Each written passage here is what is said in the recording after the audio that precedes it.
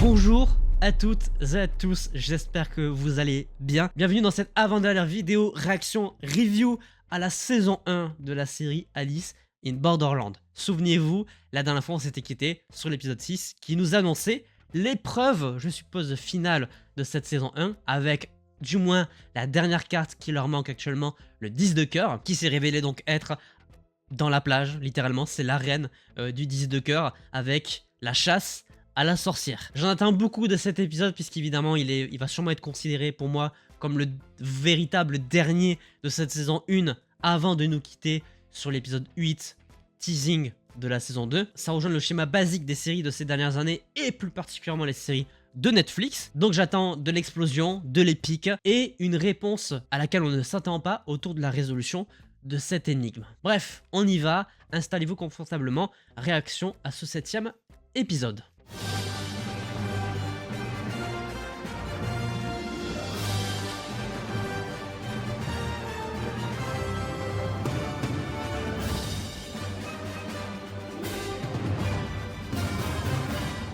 Let's go!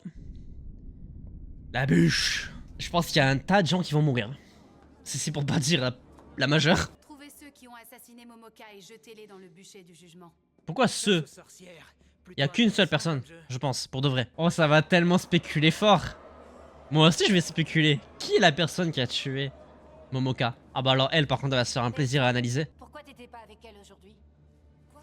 Oh, la première suspecte, c'est terrible, ça commence. Ça serait qu'une coïncidence? Aïe aïe aïe. Oh, la première qui va mourir, c'est elle.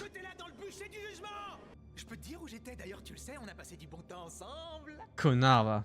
On va tous passer à tour de rôle pour dire ce qu'on a fait cette dernière heure. Oh, ça va être long. Le chapelier a été assassiné. Bah oui, ça oui, merci. On se calme.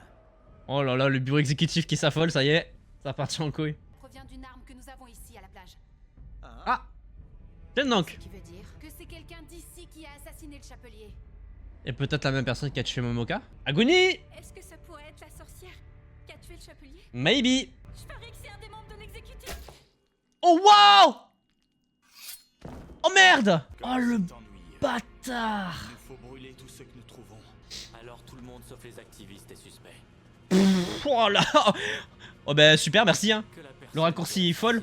Si personne ne se dénonce, Il va buter tout le monde. tous dans le bûcher. Voilà. C'est un jeu pour lui. Ah bah ouais. Bah ouais. Bah c'était évident hein. Vous devrez tous vous entretuer. Brûlez-le. Let's go. Pas besoin de s'encombrer. Il a tout gagné. Il a tué le chapelier. Je pense pas que ça soit lui la sorcière, mais il se met bien. Ciao. Ah c'est... Ah c'est banger. C'est banger. Oh waouh. On a plus C'est de temps à violent. perdre avec tous ces losers. Pour moi t'es rien. T'es pas aimé.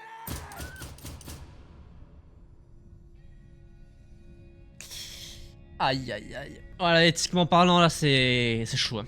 C'est très très chaud. Ah ça va pas plaire à tout le monde ce genre de choses. Hein. Ça c'est clair. Oh la vache. Oh, la musique avec les airs médiévaux là qui rappellent les bûchers et tout, c'est fort. Très fort. C'est magistralement bien pensé et c'est cruel hein. C'est ça qui est fou. Ah ouais. Ils sont tous devenus fous ou quoi? Ah bah oui. Complètement. Qu'ils arriveront à trouver. Mais qui est la sorcière? Qui est la sorcière? Ma première intuition partirait sur le numéro 2. Parce que c'est pas un mec qu'on voit beaucoup.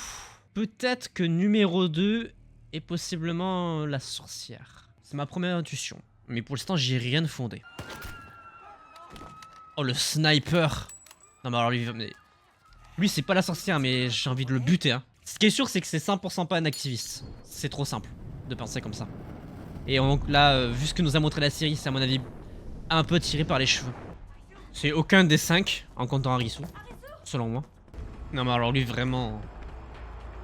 S'il est incompréhensible ce type. J'imagine que tous ceux qui se donnent à fond pour la trouver ne le sont pas. Ou alors t'aurais participé aux tueries. Ouais bah en fait les deux sont possibles. Hein. Qu'est-ce que c'est? Bah l'empreinte, Le cyanoacrylate. ouais, il faut de l'empreinte Superglu. du couteau. Quoi? Dites des empreintes, ce qui les révélera. Exactement. Empreintes digitales? Eh oui. Ensuite, on utilise... Elle est pas bête hein. Je faisais partie de la police criminelle de Tokyo. Oh bah ouais bah vas-y. Ah, je comprends mieux. Évidemment. Grâce à toi, on va gagner le jeu. Oh ça mère. Bonjour. Oh là là là là. Arisu ne sert à rien dans cet épisode. Pour l'instant en tout cas. Oh la vache. Quelle espèce d'enfoiré.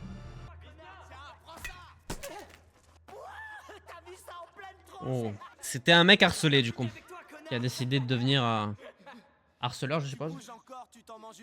Ça justifie quand même rien selon moi.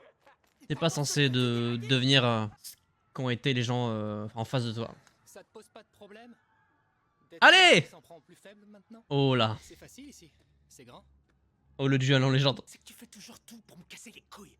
Ouais mais on aime bien. Toujours comme si t'étais le plus intelligent. Mais c'est le cas. C'est parce que je le suis, c'est ça? Allez. Champion.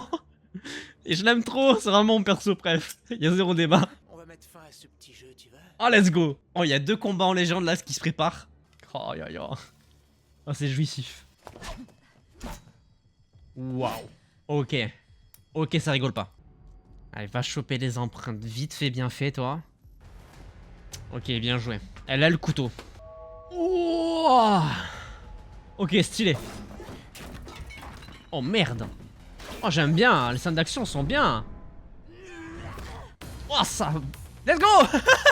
Oh ouais, alors ça rajoute une dimension intéressante là. Qu'est-ce que tu faisais avant?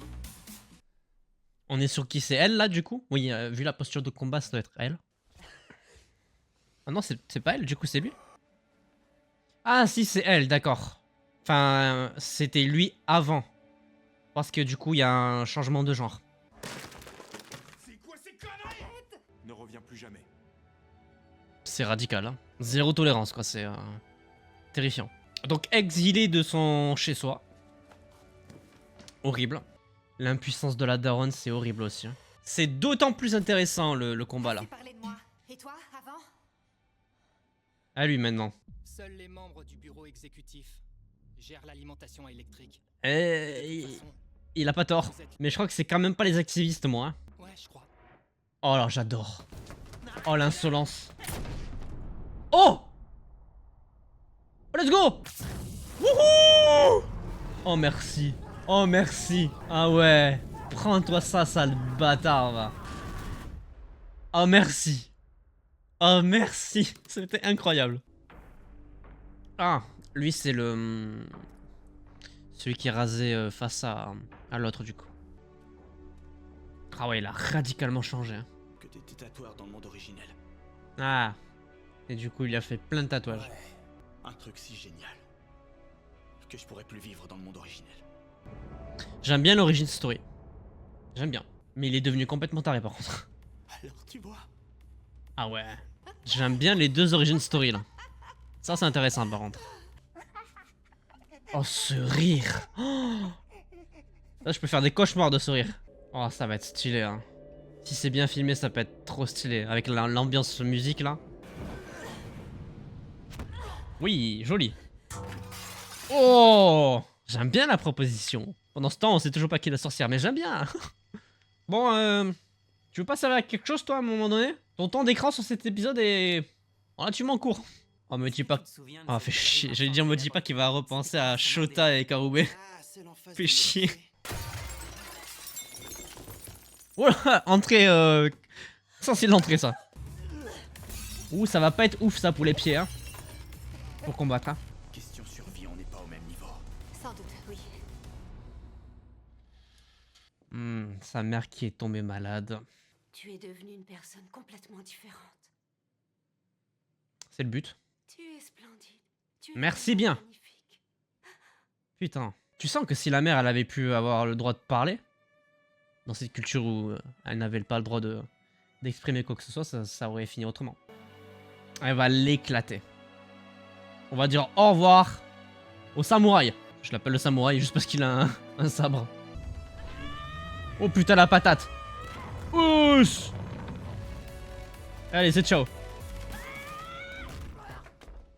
Ah bah il est capoute.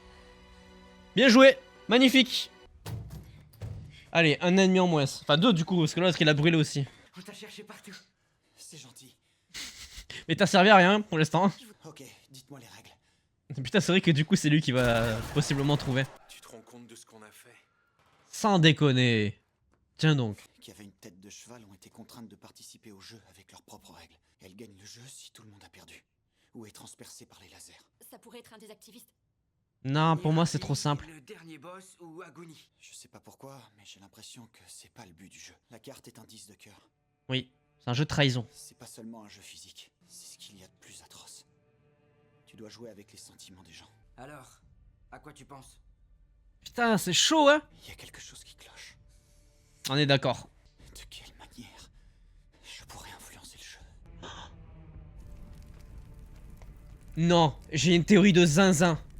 J'ai une théorie de baiser. Et s'il n'y avait déjà plus de sorcières? Parce que dans l'énoncé du jeu, ils ont dit qu'il y avait 58 candidats. Sauf qu'ils n'ont pas précisé que le cadavre de la fille ne faisait pas partie des 58. Dans l'énoncé, ça veut dire qu'elle est possiblement toujours considérée comme résidente. C'est la sorcière qui s'est tuée elle-même. C'est tellement con que je pense que c'est Va pas du tout. la sorcière qui s'est tuée elle-même. Celle qui s'est plantée. Elle s'est plantée le truc elle-même. Ah, il était chapelier dans la vraie vie. Chapeau d'âne. Ok. Ils étaient vraiment potes, hein. C'est ça qui est fou. Hein. Que ta Et- vie soit longue. Et il va le tuer. Ah bah, moins que la tienne, a priori. Ma théorie. Faites confiance à ma théorie. Il y a un monde où c'est tellement perché que ça va dans le sens du jeu. Je pense que c'est elle-même qui s'est tuée. Et que ça crée une zizanie pour ça. Ce qu'il faut, c'est que je me mette dans la peau du maître du jeu. Le maître du jeu. Parce que c'est lui qui contrôle au final. Après la mort du chapelier, Oui. Momoka a été assassiné. C'est quelqu'un qui connaît tout sur la plage que le maître du jeu a attendu ce moment précis. Ça paraît logique. Sérieux? Mais c'est pas la sorcière, le maître du jeu. C'est qui la sorcière? Le maître du jeu est au-dessus. Chapelier. Pourquoi il a attendu la mort du chapelier avant de commencer le jeu? Parce que le maître du jeu savait que C'est Agony juste la plage. foutrait le bordel. Je pense que j'ai raison. Il y a trop de tensions et de parallèles entre les deux trucs pour que ça soit pas ce que je pense. Ou alors c'est encore plus perché, mais là je vois pas. Et je commence un peu à bien analyser la série. Yep. Aïe aïe aïe. Elle est morte? Ils l'ont tuée? J'y crois pas. Allez. Allez. Je S'il te pense plaît. que j'ai trouvé qui est la sorcière. Teasing, teasing, c'est la fin? C'est la fin de l'épisode! Ah!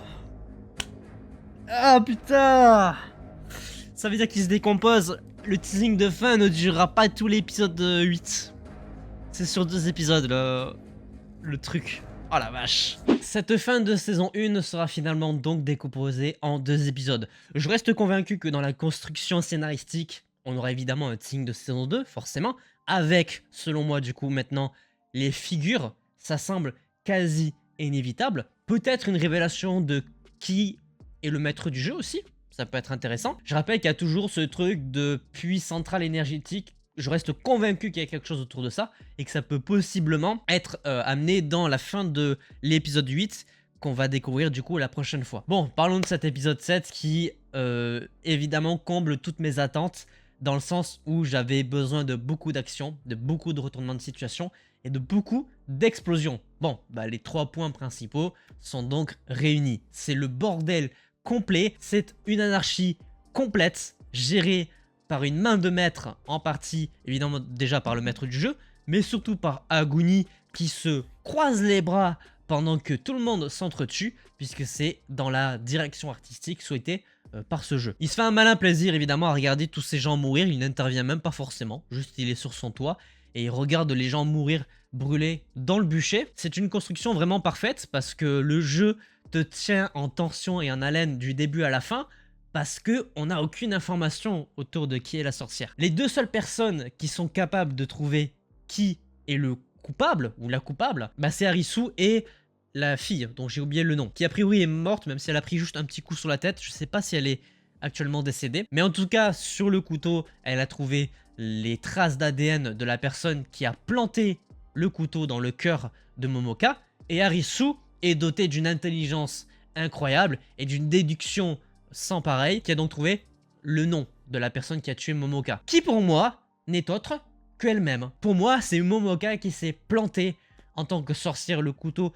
dans son propre cœur, laissant un libre arbitre complètement indécent au sein de la plage, puisque tout le monde va spéculer absolument tout et n'importe quoi pour aucune raison puisque la sorcière est déjà morte. Et qu'au final, le but de cette épreuve, c'était pas tellement de trouver la sorcière, mais de voir juste tout le monde s'entretuer et qui serait assez intelligent pour trouver la bonne réponse et pouvoir se barrer. Parce que dans la logique des choses, si t'arrives et que tu dis « Bon ben j'ai la preuve que c'est elle qui a tué Momoka », entre autres Momoka elle-même, le jeu se débloque et tu peux sortir de la plage. Si c'est ça, et je pense que c'est le cas, on va partir dans la spéculation que c'est le cas, c'est trop intelligent. C'est magnifiquement bien pensé de la part du maître du jeu. Maître du jeu qui a forcément, comme ils l'ont dit, accès à plein d'informations autour de la mort du chapelier, de Momoka, etc.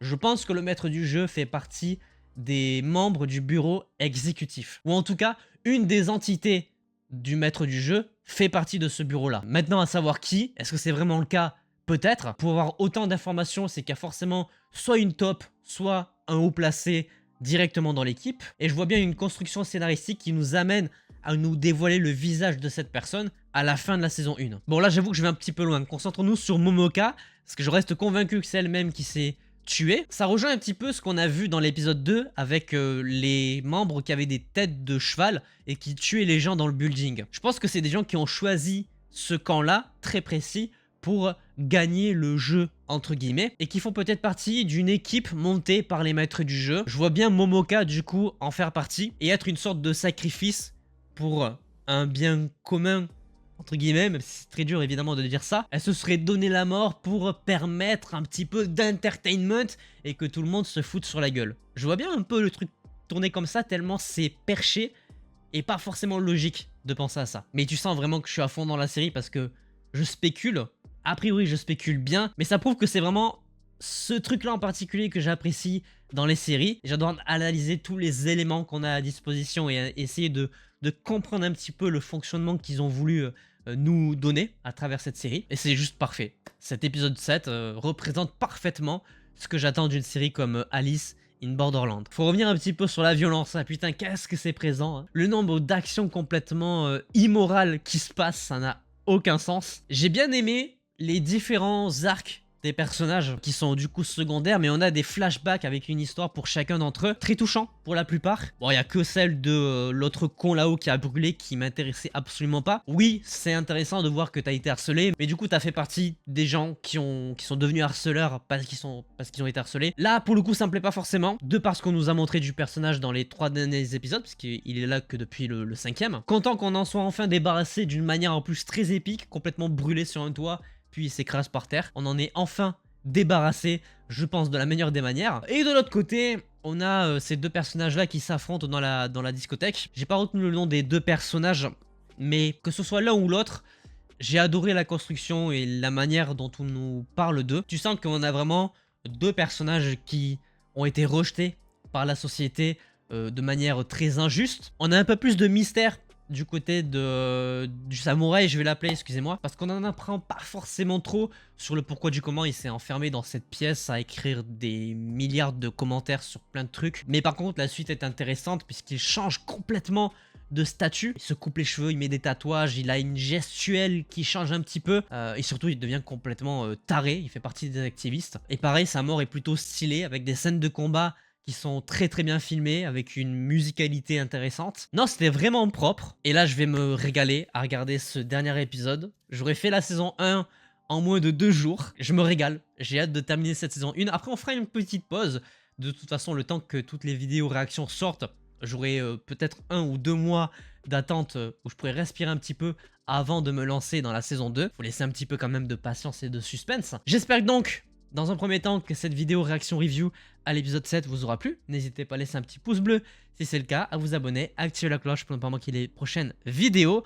On se retrouve la semaine prochaine pour la dernière vidéo réaction sur la saison 1 de Alice in Borderland. En attendant, évidemment, portez-vous bien. C'était votre Captain. À la prochaine.